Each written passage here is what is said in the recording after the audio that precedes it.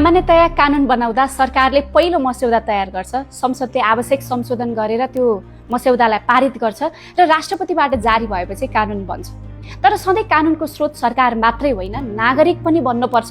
जनताले आफ्नो लागि कानुन आफै बनाउन पाउनुपर्छ। नमस्ते, म सोभिता गौतम, कानुन न्याय तथा संसदीय मामिला मन्त्री। मेक योर ओन ल अभियान सुरु भएको आज 18 दिन पुरा भएको छ।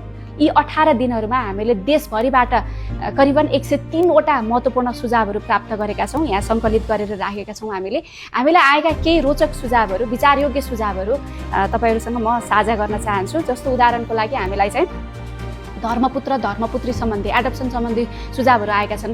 हाल 10 वर्षसम्म सन्तान नभएका दम्पतिलाई एडप्सन गर्न पाउने कानुनी व्यवस्था रहेको सन्दर्भमा अब चाहिँ यदि डक्टरले दम्पतिहरूले बच्चा जन्माउन सक्दैनन् भन्ने पुष्टि भएको छ भने छोटै अवधिमा पनि, किन 10 वर्ष कुर्ने, छोटै अवधिमा पनि धर्मपुत्र वा धर्मपुत्री राख्न पाउनुपर्छ भन्ने कानुनी सुझावहरू प्राप्त भएका छन्।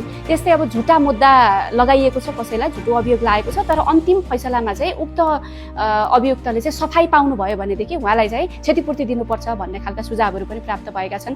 त्यस्तै अर्को चाहिँ बदलियो समाजको यथार्थ, यो लिभ इन रिलेसनसिपलाई पनि कानुनी मान्यता दिनुपर्छ भन्ने सुझावहरू पनि प्राप्त भएका छन्। त्यस्तै रोमियो जुलियट क्लज, सहमतिमा रहेका नजिकका उमेर समूहका किशोर किशोरी बीच हुने यौन सम्बन्धलाई अब अलग ढङ्गले हेरिनुपर्छ भन्ने खालका सुझावहरू पनि प्राप्त भएका छन्। त्यस्तै विवाहित महिलाले आफ्नो स्थायी वा अस्थायी ठेगाना आफ्नै इच्छा अनुसारले घोषणा गर्न पाउनुपर्छ भन्ने सुझावहरू पनि प्राप्त भएका छन्। अनि अर्को चाहिँ एउटा इन्ट्रेस्टिङ अर्को सुझाव पनि आएको छ, यो प्रिनप्सियल अग्रिमेन्ट, बिहाभन्दा अगाडि नै सम्पत्तिको विषय के गर्ने हो त, श्रीमान श्रीमतीले अगाडि नै तय गरेर बिहा गर्ने, यस्ता खालका सुझावहरू पनि प्राप्त भएका छन्। यी यस्ता इन्ट्रेस्टिङ सुझावहरू हामी कहाँ आएका छन्। अब हामीले यी सुझावहरूलाई चाहिँ बृहत अध्ययन गरेर हामीले कानुन निर्माणको बाटोमा अगाडि बढाउँछौँ। तपाईँहरूले पनि यस्ता केही सुझावहरू अहिलेसम्म पठाउन पाउनु भएको छैन, सोचिरहनु भएको छ, तर महत्त्वपूर्ण सुझाव छ जसले चाहिँ समाज परिवर्तन गर्न सक्छ भन्ने यहाँलाई लाग्छ भनेदेखि चाहिँ पठाउनुहोस्। हामीले यी सुझावहरूलाई सङ्कलन गरेर कानुन निर्माणको बाटोमा हामी अगाडि बढाउँछौँ। संशोधनका लागि आएका सुझावहरू यी हामीलाई चाहिँ अध्ययन गरेर अध्ययनबाट के निष्कर्ष आउँछ त्यो अनुरूपले कानुन निर्माणमा अगाडि बढ्ने हाम्रो तयारी रहेको छ।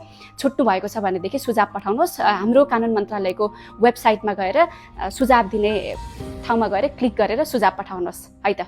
धन्यवाद।